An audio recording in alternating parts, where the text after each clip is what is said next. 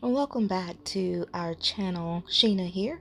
Thanks for joining, and we hope that you find the following video entertaining and perhaps learn a few tips and techniques as well. Today we are making broth from one of our chickens along with our homegrown vegetables. And the twist, we're gonna freeze dry it. Let's get into it.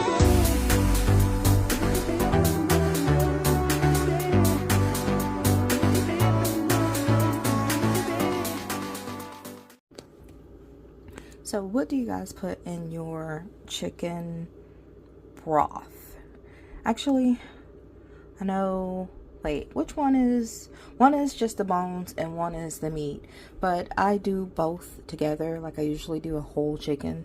This is one that we've had in the freezer, one of our own. It was one of our bag chickens, and so now we get to make broth out of her. And so we have in here rosemary, we have dehydrated and powdered carrot tops, we have carrot bottoms, we have onions, garlic, and garlic skins.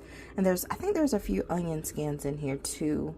Before it's all over and towards the end, I will probably throw in some of our freeze-dried turmeric as well, just for color, but also nutrition, of course. But after almost 2 days of simmering, I did separate the meat from the bone and put the bones back in to simmer for another few hours, and then we checked the taste and color.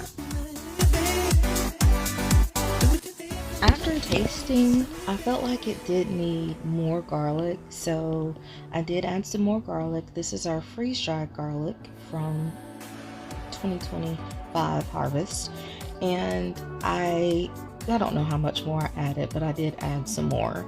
I use our broth in rice, grits, mashed potatoes, just things like that, and so I wanted to have a nice flavor to it, because using it means that I don't have to use as many spices because it's already full of flavor.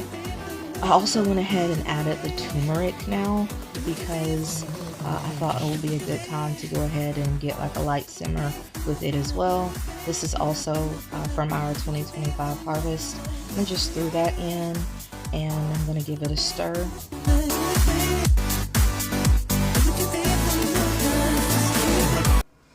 Okay, so this is what we're looking like. Not a lot of fat, but probably enough to where it would cause a problem. So I'm trying to figure out the best way to do this.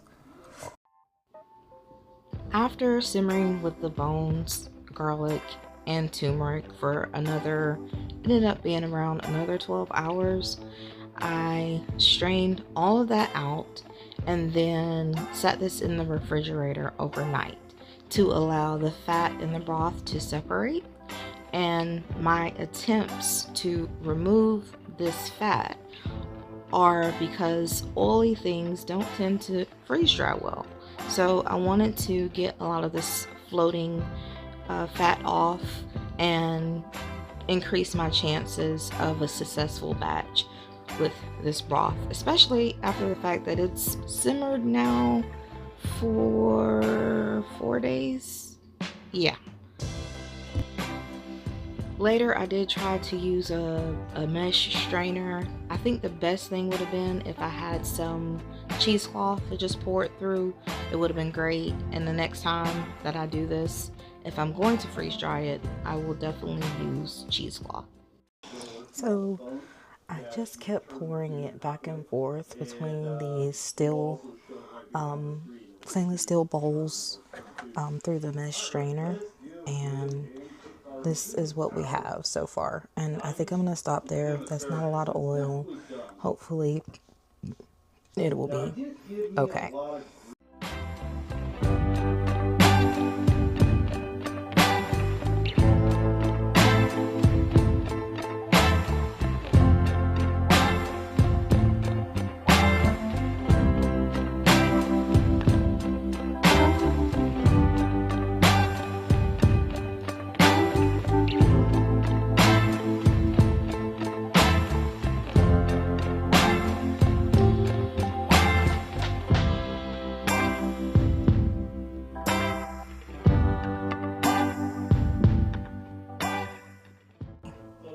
our first one. I'm gonna put a lid on it and get somebody else to take it to the freezer because I'm too wobbly.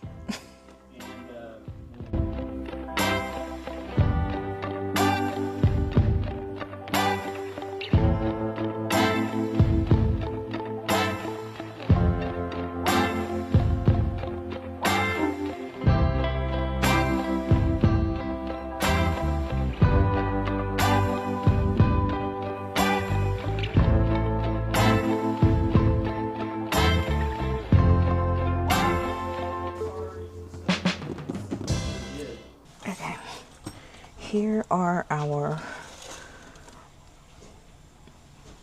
broth.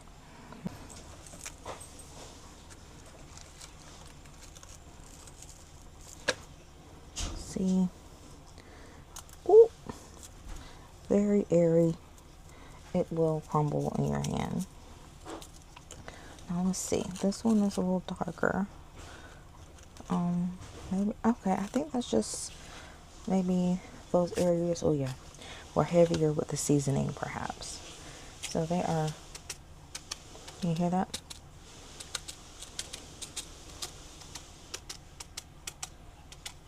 Crunchy, crunchy. So I think I'm just gonna go ahead and put them in the blender. Even these ones that I thought I was seeing cold spots on, I think it's actually just that area was heavier with the seasoning, probably.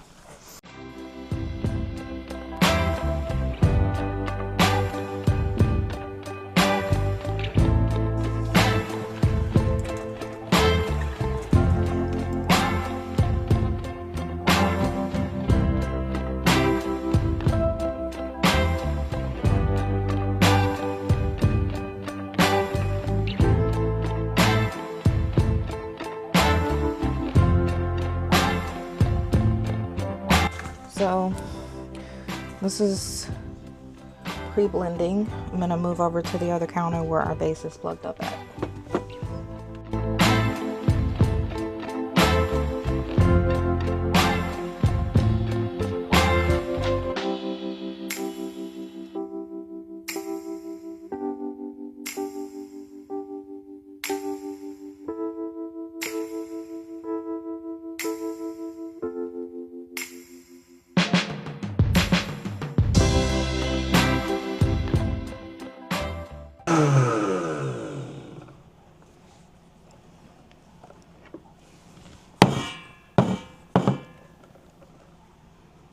It does not look like a lot.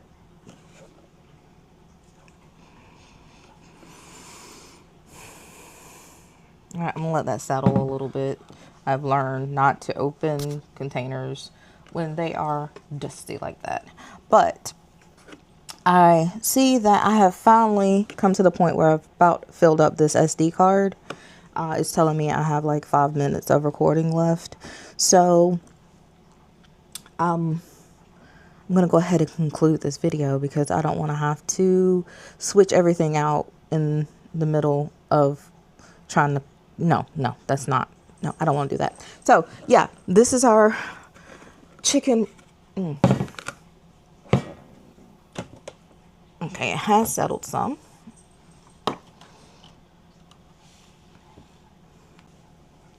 And that is what we're looking like.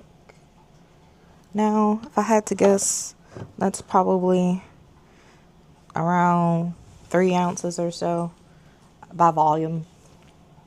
If that, maybe 4 somewhere. Not a whole lot. However, this is very concentrated, so you will not need much for whatever it is that you're making.